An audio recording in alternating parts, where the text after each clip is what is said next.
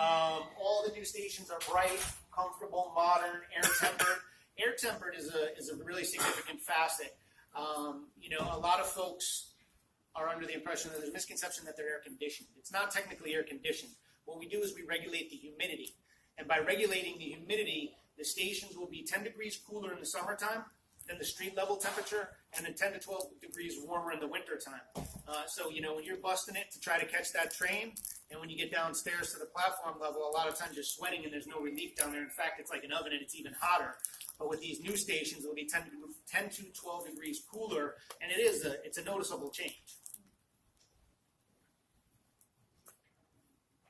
Improved conditions overall. This is a picture of what it looks like trying to get on the 4, 5, or 6 prior to the revenue service for phase 1, and probably what you experience on a day in and day out basis here in East Harlem. I know from being up here and going to our community information center that both the 4, 5, and 6, or the local and the express lines get pretty crowded up here as well.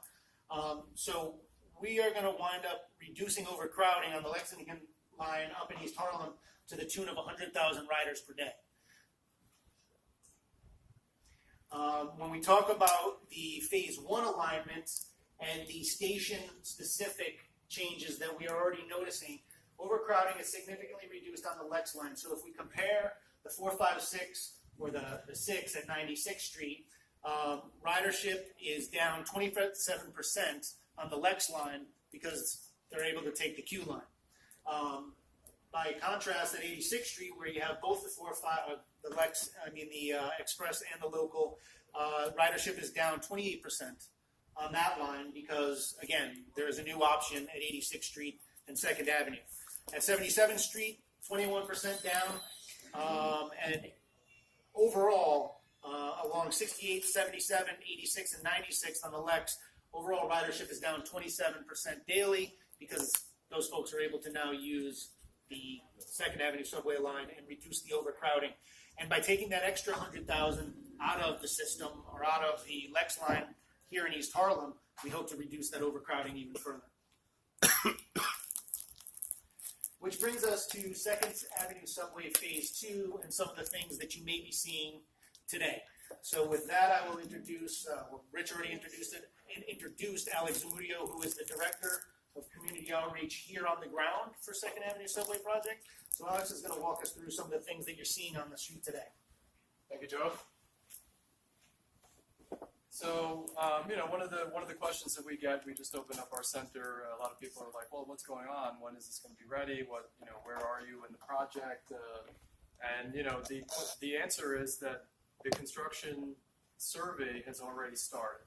So, those of you who have been around 2nd Avenue might know that there's existing tunnels between 110 and 120. They're going to build stations 106, 116, and 125. But the stations that are planned are yet to be built. But some of the tunneling has already been there, since the 1970s. So we get a lot of people telling us anecdotes, sneaking into the tunnels in some cases.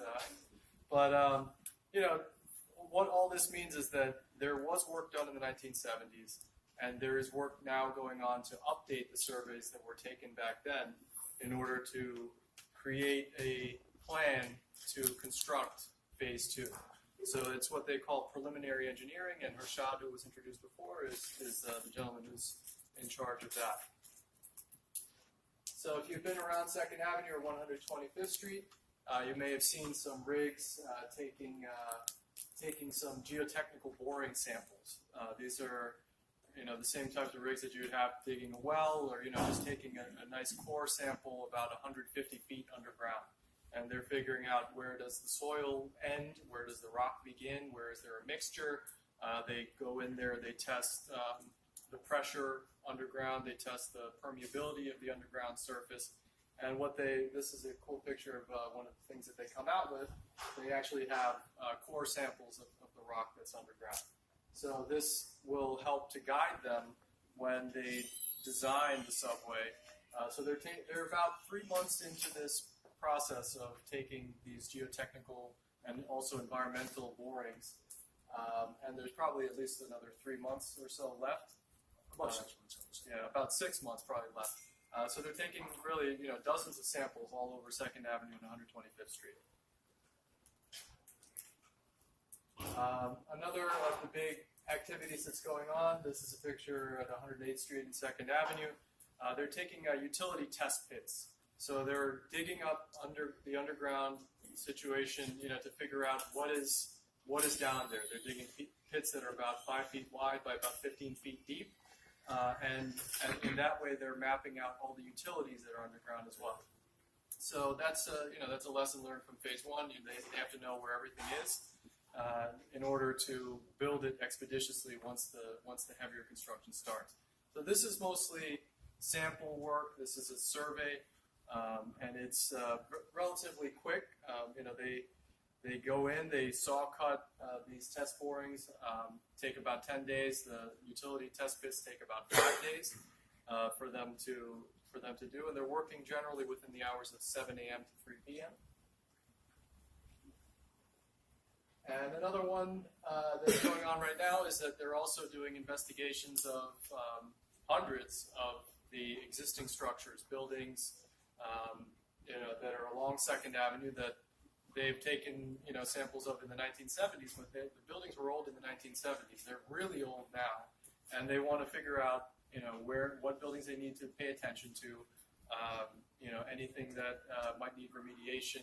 They want to find out early in the process so that they can design around that and make sure that they're ready to go and won't face any future delays, based on not knowing that there was a vulnerable building around. So with that, I'll turn it over to Rich. And one of the reasons community outreach here is to keep everyone informed. And Rich is, we'll have questions at the end. Rich will talk about the Community Information Center. Thanks, Alex. So one of the things I want to mention, Commissioner Sanchez from New York City Department of Transportation is here. And Joe had talked a little bit about the streetscape. We work very closely with DOT. And they are still out there now taking a look at where bike racks and other street furniture like benches and that can go. So we work closely with DOT on all of that, and we'll do the same when the time comes toward the end of the project on phase 2. So this is our new Community Information Center. It's located at 69 East 125th Street. And has anyone been there? Okay, we got a couple. I encourage you all to visit. There is a lot of great information there on the subway and how it's built, interactive displays with iPads and big screen TVs, and nice wall display showing you the route for phase 2. And I guess the crown jewel is the subway simulator, so you can drive a train up and down the alignment on phase 1, so with all the controls, and you can see just how hard it is to actually drive a train. It's not easy. I've crashed it a few times.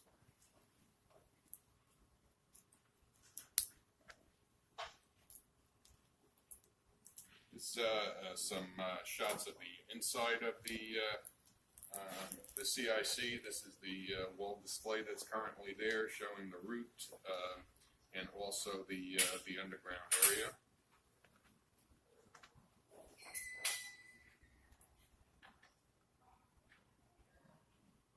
Okay. Fence wrap. This is one of the things we've done to try to help the businesses out. If you're on the other side of the street from where the work zone is, you can see that a lot of the signage for the storefronts are hidden. So what we do is we design special fence wrap with the name of the stores, addresses, phone numbers. If you have a website, we can put that on there as well.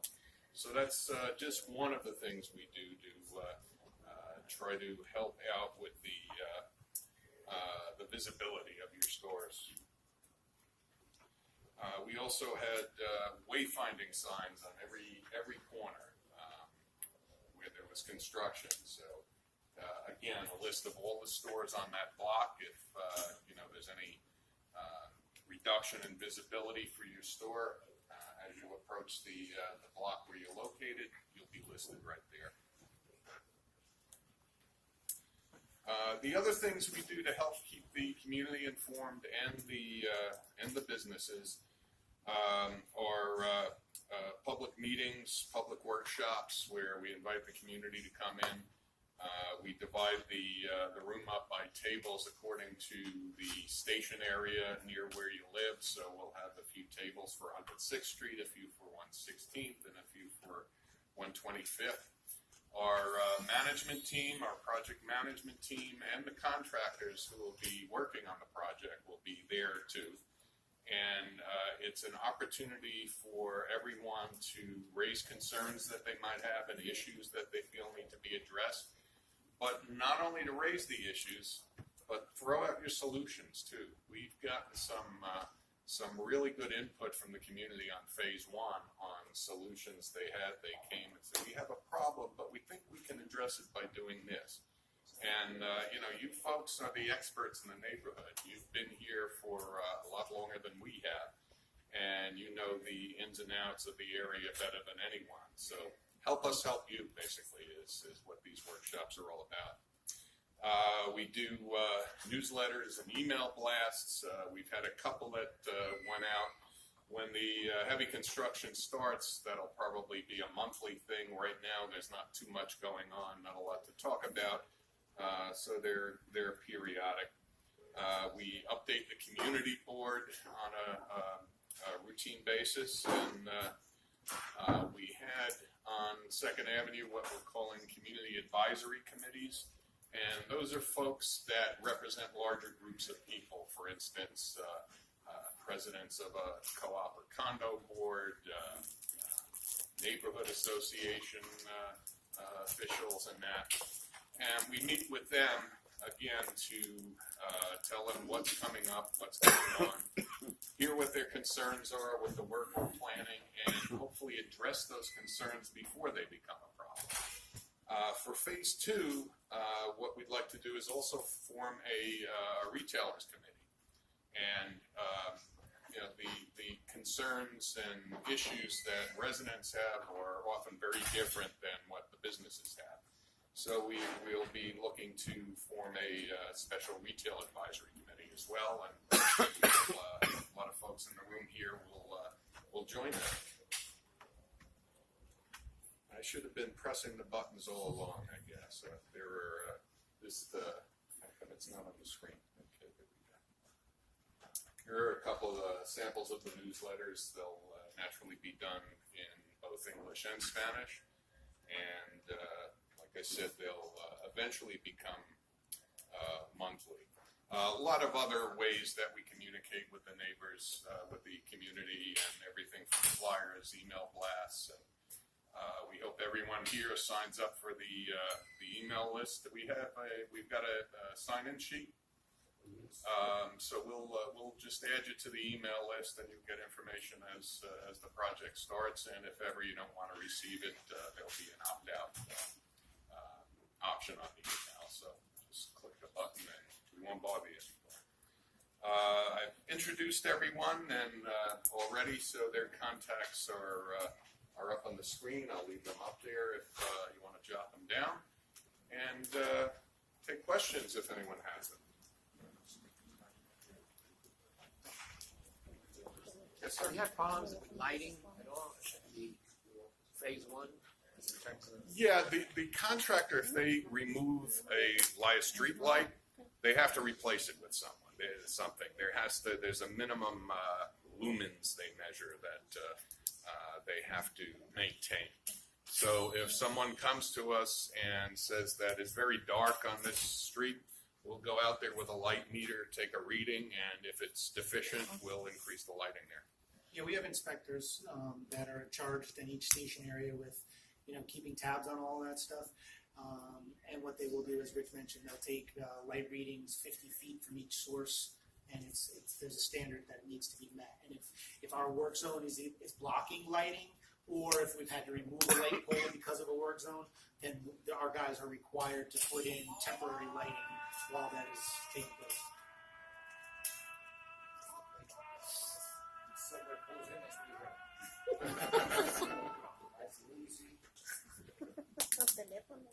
Any other questions? How about when you have like a snowstorm and things get out of hand? Does that affect I'm just curious. Just thinking, it looks kind of dark, that picture you showed me that you're blocking. Yeah, we work closely with the Department of Sanitation. There are certain turning radiuses for the truck in that, so the work zones are developed in a way that allows the truck to come through and do what they have to do, the plows, remove the snow. If we have a work zone impacting a block, then our guys will clean up the sidewalk around that work zone as well. And then once the stations are open, New York City Transit takes care of maintaining around the entrances, the ancillary structures, on the sidewalks there. So that would fall under New York City's transit crew. So there's one advantage: if you have a work zone in front of your shop, you don't have to worry about the snow. We'll take care of it. Yes, sir. Good evening. I've been a member of the community since 1959. I left during the Vietnam War, went overseas, and said, "Oh, Second Avenue subway, it'll be done by the time I get there." Little to my surprise, north of 96th Street, no Second Avenue subway. So how long are we talking about until completion when the lines will be fully functional? Well, right now I can't give you a specific answer for that because what they're doing now is working on the design, and that design will determine a rough schedule as well. The design will be brought to a certain point, 30%, is it, Harshad? And then a design builder, that'll be a firm or a partnership, a joint venture of firms that will both design, take the design to completion, and also will be the construction contractor that builds it. So this is something new for the MTA, and it's designed to save time. So we're trying to, by using this design build approach, accelerate the schedule and get it done sooner. Right now, from when we start, as we're starting now, until you'll be able to, can't say swipe your Metro card because you'll be tapping a TD Bank credit card, I hope, or your or your smartphone, and there are cards that you could buy and refill that you just tap and walk in. But anyway, we're thinking within 10 years. Now that, give or take. So it's incredibly difficult to build something underground in New York. Alex showed you the test pits, and the reason we do that is to see where the utilities are located.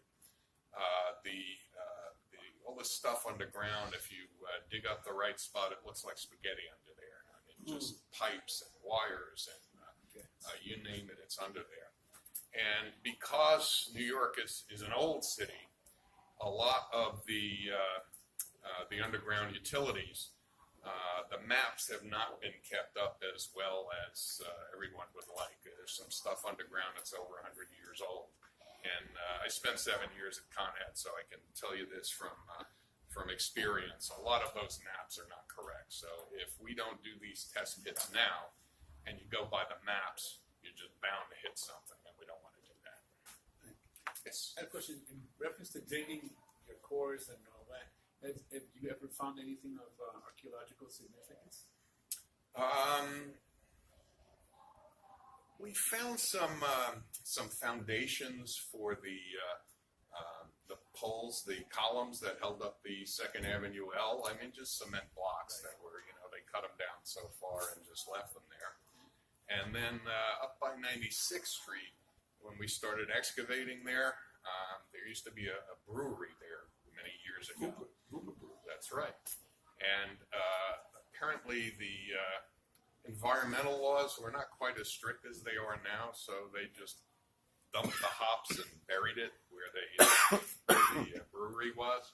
So when we started excavating, the hops came up, and unfortunately we found out that flies liked hops, so they swarms of flies. We had to deal with that. You never know what's going to happen when you look underground. So that's You didn't find Jimmy Hoffa. maybe in phase 2. They did. They found a lot of old bottles, beer bottles and Coke bottles and things of that nature. You guys had a Coke bottle down at 86th Street that was really old, like an original Coke bottle. There was one panic attack because they dug up some bones. They found some bones at one point and had to send them out to the lab, stop digging, everything else. It was a chicken. So,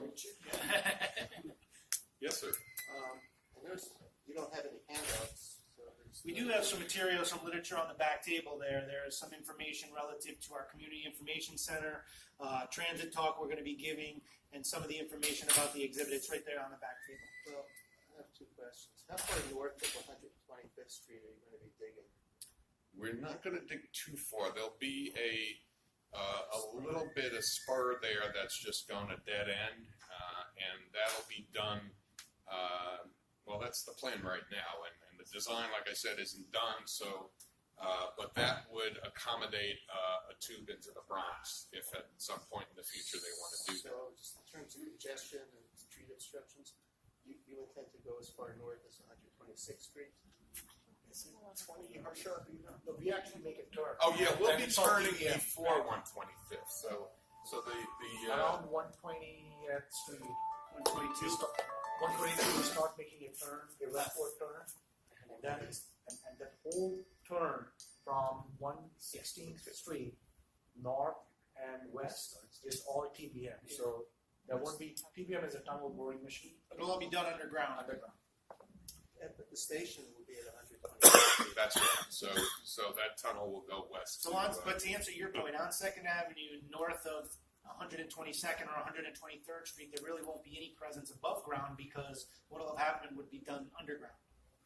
well, not absolutely no presence. No, There'll be no. some shafts to deliver materials, concrete drops, that kind of thing. Well, but you obstruct the streets. That's what I was getting at.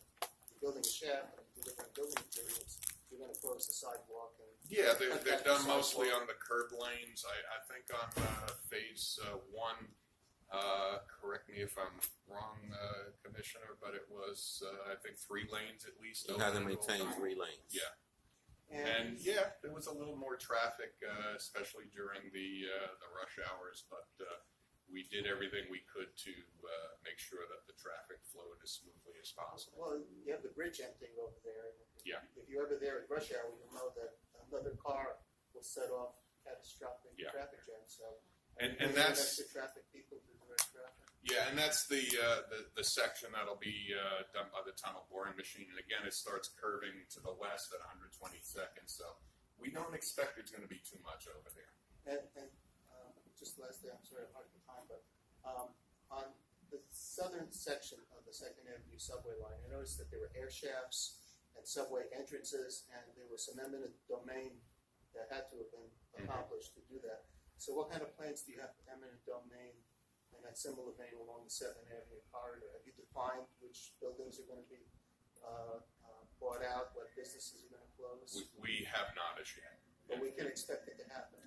I think probably in the early part of next year we'll have a good idea, at least at 1 or 2 of the stations, and at that time we'll be visiting with the property owners directly and also bringing that information to the community. Is there any federal or state assistance for businesses whose sales will go down as a result of the increased traffic and poor access that's being resolved? Not through the MTA. We're just not permitted to do that. But there have been on some of our projects. I know for Fulton Center downtown, one of them, the Downtown Alliance got a grant for that purpose to help businesses out. So I don't know of anything going on right now, and it's a bit early in the process. But there are ways to do that. But the MTA is You'll not probably able to. need to work with the small business services. The city runs, they have a SBS, not select bus service, small business services. So you probably need to work with them. I'm sure they'll get involved, and possibly, I don't remember if there's an actual business improvement district along 125th that might be able to. It's further west, right? So, but small business services would be the first contact that you should probably make about that. It might be worth thinking about forming a bid too. Well, before the work starts. Well, one of the things that the chamber has been thinking about. Excuse me, just hold on. There will be an impact on businesses. An impact, maybe negative sometimes, but we're hoping to, one of the things we spoke about with the state, Robert Rodriguez, Assemblyman, not here today because he's at the hospital, his wife is about to give birth, so he's not here. But one of the things we're looking at is to see what we can do to help the businesses which will be affected in a negative way, like road closures, disruptions of delivery of materials. So we were hoping to have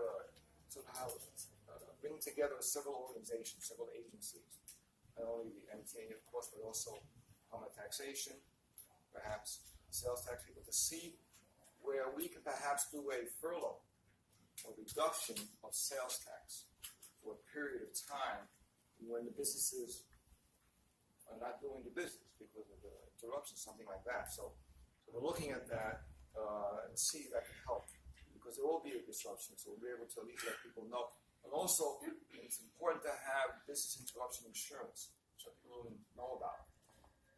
And when they think about it, it's too late. Something already happened.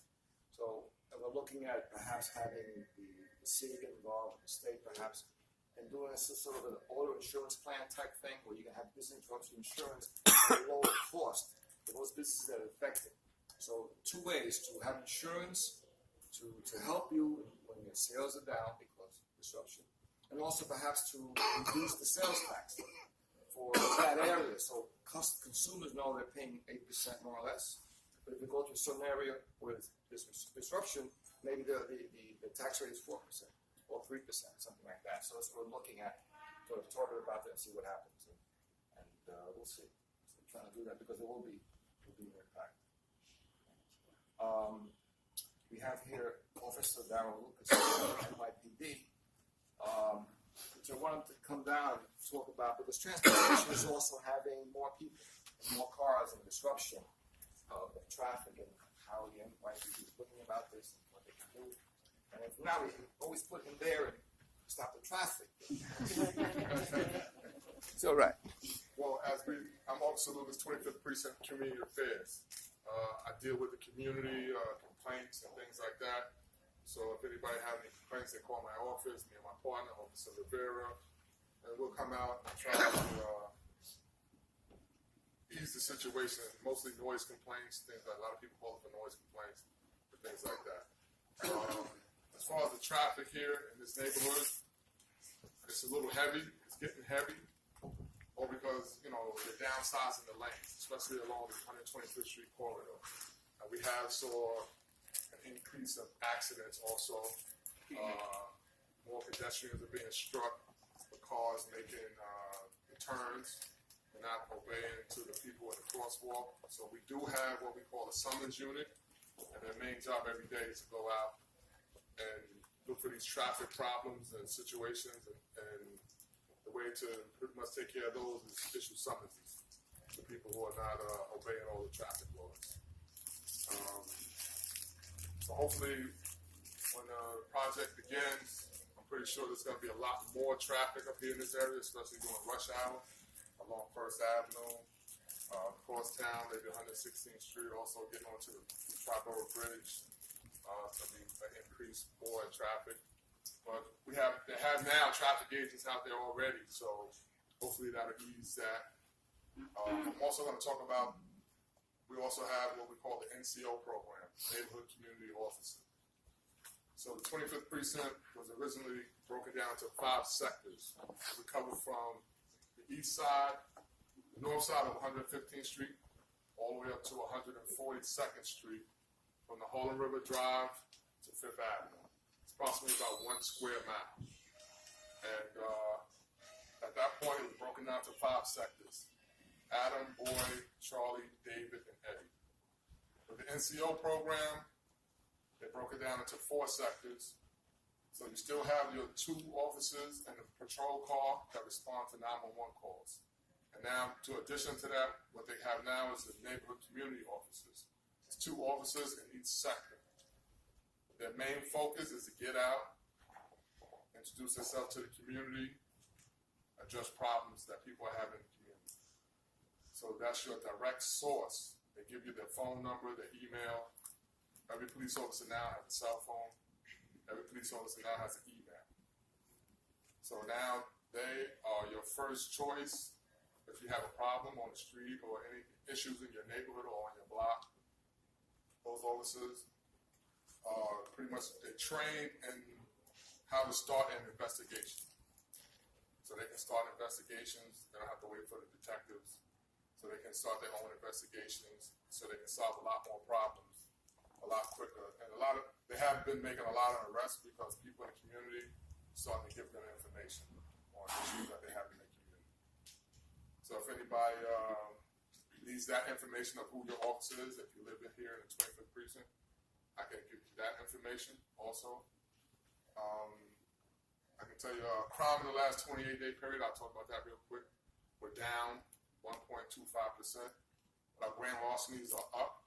That's usually people getting their cell phones stolen, people going shopping and leaving their pocketbooks open, and while they're pushing their car, they turn around, step away, somebody walks by, takes their pocketbook or their credit cards or their wallet. So we just ask people to be careful with that. Also, we do initiatives over here at the mall with our crime prevention officer, hand out tips to people.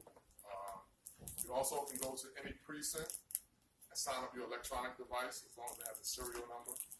And what that does is if it's stolen or lost, when we arrest people, we check for if they have an electronic device and if it belongs to them. If it doesn't belong to them and if you're registered in this program, we pretty much run the serial number in our system and it pops up your information, contact you, we recovered your item. And Deputy Inspector Walsh, she couldn't be here, so I'm here for her, on behalf of her. This Sunday, the marathon, there will be no parking along First Avenue, 59th Street, all the way to the bridge. 138th Street, 5th Avenue, all the way down to 59th Street. So if you know anybody who lives in those areas that park their vehicle, just let them know. We put up parking signs along the whole route, marathon route. So usually we have no problem. We have tow trucks come out and tow your car. You will not get a ticket. They'll just relocate your vehicle. They usually try to relocate it within a 5 or 6 block radius. If your car has been relocated, you can call 311. Tell them, give them your plate number. They put it in the system. They can tell you exactly where your car is. Or you can go to the precinct, your local precinct. Or you take a walk around. Yes, or you can take a walk around for the rest. Take a subway. Or the subway. Yeah. Yes. At certain locations, as you know, ridership is down, so you can take the subway. Any questions? Just to piggyback off of that a little bit, we do work with the NYPD very closely. We work with DOT, we work with DSNY, Department of Health, Department of Sanitation. We have an interagency task force that we put together so that we can seek to meet the needs of the community, as we build our project, so that we're working hand in hand with our sister agencies. One of the other things that we do is we have some of the things that you saw there from the street signage and the wayfinding signage and things of that nature is we have a Good Neighbor Initiative program. Part of that program is the pedestrian experience, and that pedestrian experience goes to, traffic on the streets, proper pedestrian walkways, sidewalk streets. So we have pedestrian managers who are essentially crossing guards. They can't issue summons or tickets like NYPD, and these pedestrian managers will help in high-risk intersections where we have work going on to make sure that the pedestrians can cross. If it is a high-risk intersection where there seems to be a lot of traffic situations, we will work with NYPD to have traffic enforcement agents stationed out at those intersections while we're working, and they can ticket. So that would be, that would fall under NYPD, but we work very closely with them to coordinate manpower and stationing folks in areas that may need it. And I have been to the office on 125th Street. It's fabulous, very interesting. See a lot of things, nice pictures in there. Very nice. So if you have a chance, I would definitely stop by there. Give you a mental card for this. I wasn't paid. Thanks a lot. Definitely. I mentioned before that about the abuse at the hospital, the way the birth was don't know, I don't know, like no one told me. But wait, but his deputy chief of staff, Gabriel Hernandez, is here to say a few words. I hear you, somebody. How you guys doing? I'm Gabriel. I'm with Assembly Member Robert Rodriguez's office. Thank you, sir. Transportation, I know that's what our focus is here today, and I want to let you know that that's one of our priorities because over 85% of our district uses public transportation. So for it to be smooth, seamless as possible, we have to make sure that we have optimal systems here. But I don't know. I haven't seen it all. And I just want to reassure you all that the Assembly member we started a task force a couple months ago on the 2nd Avenue subway. It's a local task force where we can have community input, make sure that we get all of our, desires, wants for this project. And that way we can speak MTA, Governor's Office. We want to make sure that we have open communication because essentially from our point of view, that's one of the most important things is having that open communication because we want to make sure that the input from the neighborhood gets to our office, we can disseminate it in a way that it needs to be translated, to the government side for policy, systems, whatever it may be. But I just want to reassure you all that the task force is going strong. I can leave my card. I have limited cards, but I can leave my information. I'm assuming you have an email list or something where you guys can have our information. Thank you, sir. We met, I think we met at I remember, at the staging, yeah. All right, sorry, give us a tour. And so if there's any questions, anything that comes up where you guys need to sort of have your voice heard on this, please approach us. If you're finding walls, red tape, whatever it may be, please, we'll open those doors for you. We'll make sure that we get that communication. I know we have a lot of small business owners. That's another one of our major projects for this upcoming couple of years because obviously, as we see the trends are going on around the city, it's a little harder for our small business, our mom and pops to be able to afford those things. And again, having optimal transportation systems is what sort of leads to getting people into our neighborhood, buying, making sure that they are being a part of this economic turnaround for the neighborhood as well. Another one of the projects we're working on is the East River Esplanade, which is also going to serve as a means for people to come up. They're traveling downtown, they're biking, they're running. We want to say, hey, come, stop here. Come into East Harlem. Let's see what's going on. 2nd Avenue subway is definitely going to help us with that because it'll be so close to the river. We want to make sure that we optimize that as well. So anything you guys ever need, please, we're right on 115 between Park and Madison. Feel free to reach out. Again, my name is Gabriel. I'm going to make sure Joe has my information. Anybody else is working on it so we can disseminate any information you need. Please feel free to reach out. And if we could ask you to pass our thanks on to Assemblyman Rodriguez, he has been an absolute champion for Phase 2 and is going to help us get to the finish line with this as quickly as we can. And we thank you for that.